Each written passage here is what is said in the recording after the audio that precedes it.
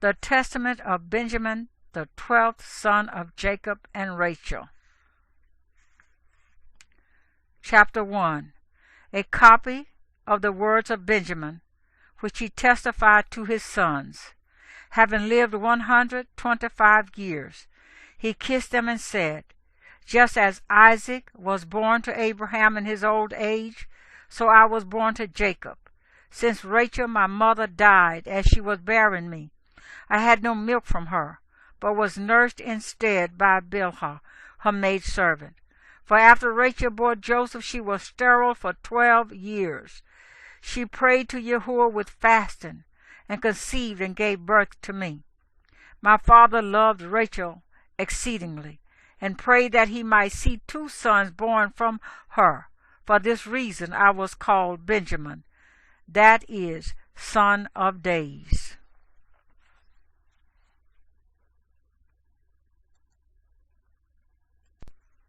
Chapter 2. When I came to Joseph in Egypt, and my brother recognized me, he said, "What did they say to my father when they sold me?" And I replied to him, "They spattered your shirt with blood," and sent it to him and said, "Do you know if this shirt belongs to your son?" And Joseph said to me, "Yes, brother. When they stripped off my shirt and gave me to the Ishmaelites, they gave me a loincloth, beat me, and told me to run. One of them who had whipped me was met by a lion, and it ate him. So his partners were terrified and kept me under a looser rein."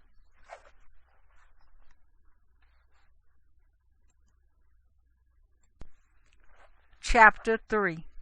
Now, my children, love Yahuwah Elohim of heaven and earth.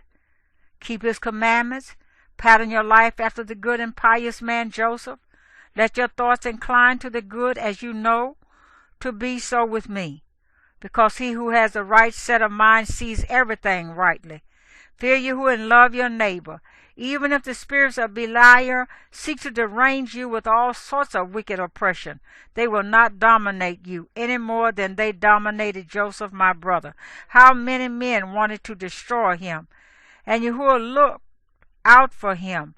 For the person who fears Yahuwah and loves his neighbor cannot be plagued by the spirit of Beliar, since he is sheltered by the fear of Yahuwah. Neither man's schemes, not those of animals, can prevail over him, for he is aided in living by the love which he has toward his neighbor. Joseph also urged our father to pray for his brothers, that Yahuwah would not hold them accountable for their sin which they so wickedly committed against him. And Jacob cried out, "O noble child, you have crushed the inner feelings of Jacob your father." He embraced him and kept kissing him for 2 hours, saying, "Through you will be fulfilled the heavenly prophecy concerning the Lamb of Yahuwah, the Savior of the world, because the unspotted one will be betrayed by lawless men, and the sinless one will die for impious men, by the blood of the covenant, for the salvation of the Gentiles and of Israel, and the destruction of Beliar and his servants. In you will be fulfilled the heavenly prophecy, which says that the spotless one will be defiled by lawless men, and the sinless one will die for the sake of impious men."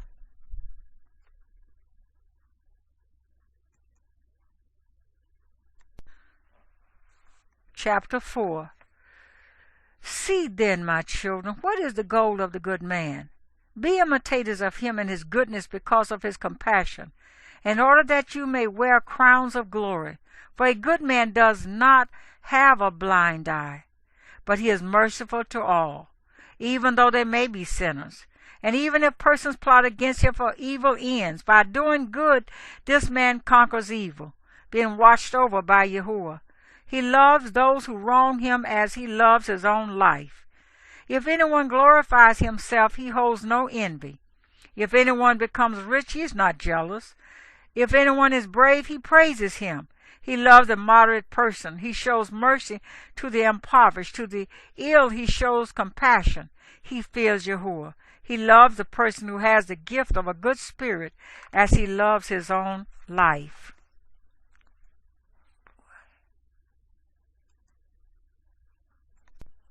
Chapter 5. If your mind is set toward good, even evil men will be at peace with you. The desolate will respect you and will turn back to the good. The greedy will not only abstain from their passion, but will give to the oppressed the things which they covetously hold. If you continue to do good, even the unclean spirits will flee from you, and wild animals will fear you. For where someone has within himself respect for good works and has light in the understanding, darkness will slink away from that person. For if anyone wantonly attacks a pious man, he repents, since the pious man shows mercy to the one who abused him, and maintains silence. And if anyone betrays a righteous man, the righteous man prays, even though for a brief time he may be humbled. Later he will appear far more illustrious, as happened with Joseph, my brother.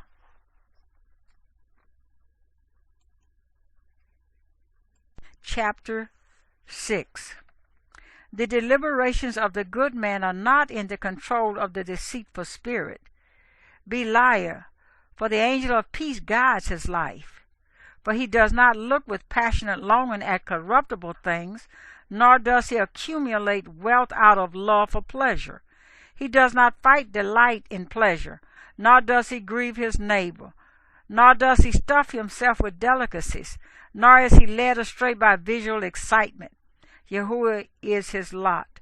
The good set of mind does not receive glory or dishonor from men, nor does it know deceit or lying or conflict or abuse, for Yahuwah dwells in him, illumes his life, and he rejoices in everything at every appropriate time.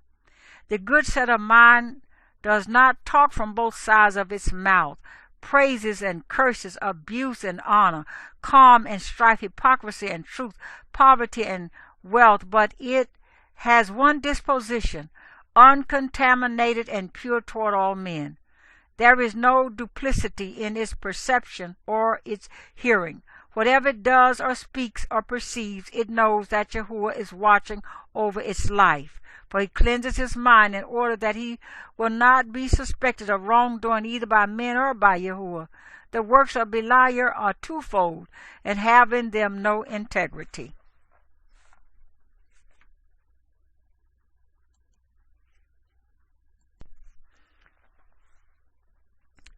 Chapter 7. So I tell you, my children, flee from the evil of Beliar, because he offers a sword to those who obey him. And the sword is the mother of the 7 evils. It receives them through Beliar. The first is moral corruption. The second is destruction. The third is oppression. The fourth is captivity. The fifth is want. The 6th is turmoil. The 7th is desolation. It is for this reason that Cain was handed over by Yahuwah for 7 punishments. For in every 100th year Yahuwah brought upon him 1 plague. When he was 200 years old, suffering began, and in his 900th year he was deprived of life. For he was condemned on account of Abel his brother, as a result of all his evil deeds. But Lamech was condemned by 70 times 7, until eternity. Those who are like Cain in their moral corruption and hatred of brother shall be punished with a similar judgment.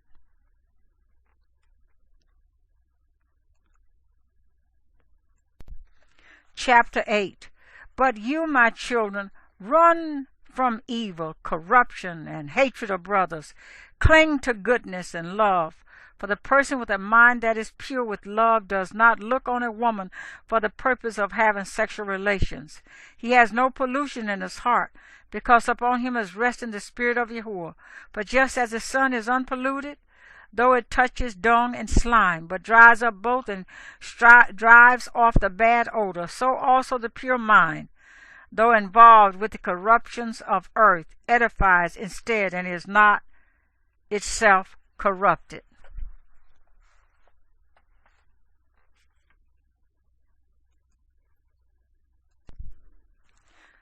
Chapter 9.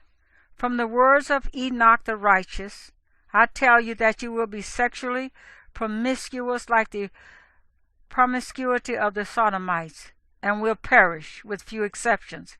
You shall resume your actions with loose women, and the kingdom of Yahuwah will not be among you, for he will take it away forthwith.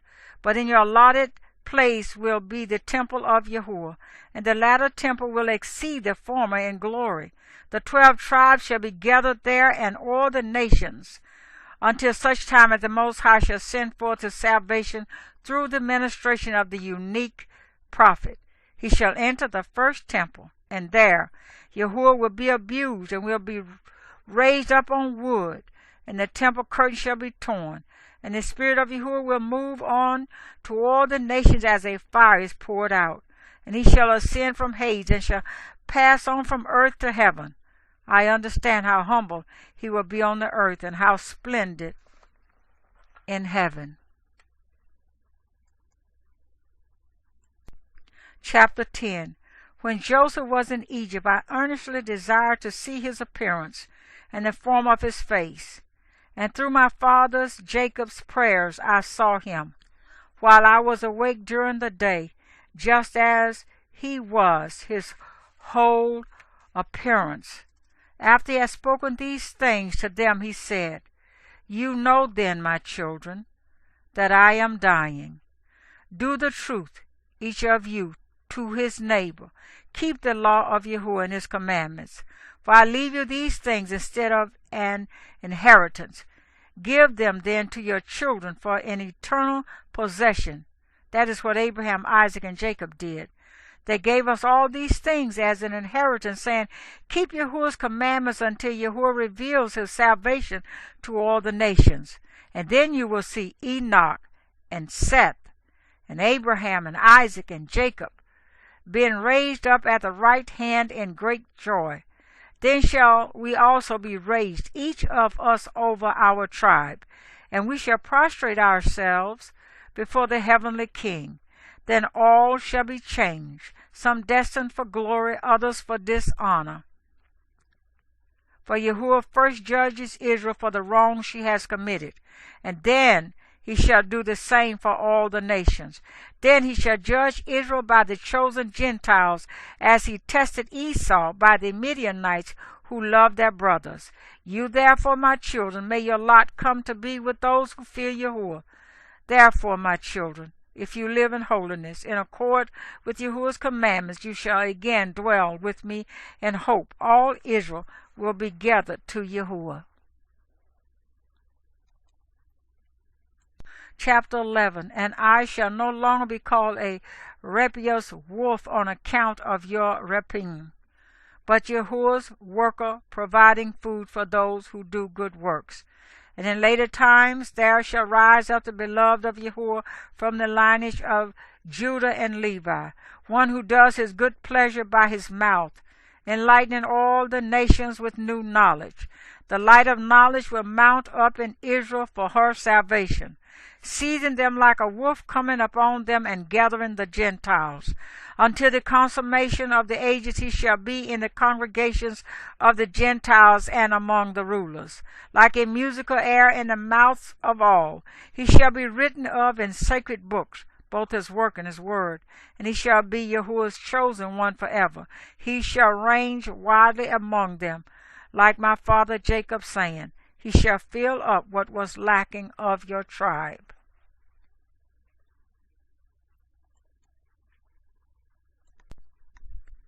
Chapter 12. And when he had finished his statements, he said, I command you, my children, Carry my bones up out of Egypt. Bury me in Hebron, near my fathers. Benjamin died last of all, in his 125th year at a ripe old age, and they placed him in a coffin. And in the 91st year after the departure of the sons of Israel for Egypt, they and their brothers took up the bones of their fathers secretly, because of the war with Canaan, and buried them in Hebron by the feet of their fathers. Then they returned from the land of Canaan, and resided in Egypt until the day of the departure from Egypt.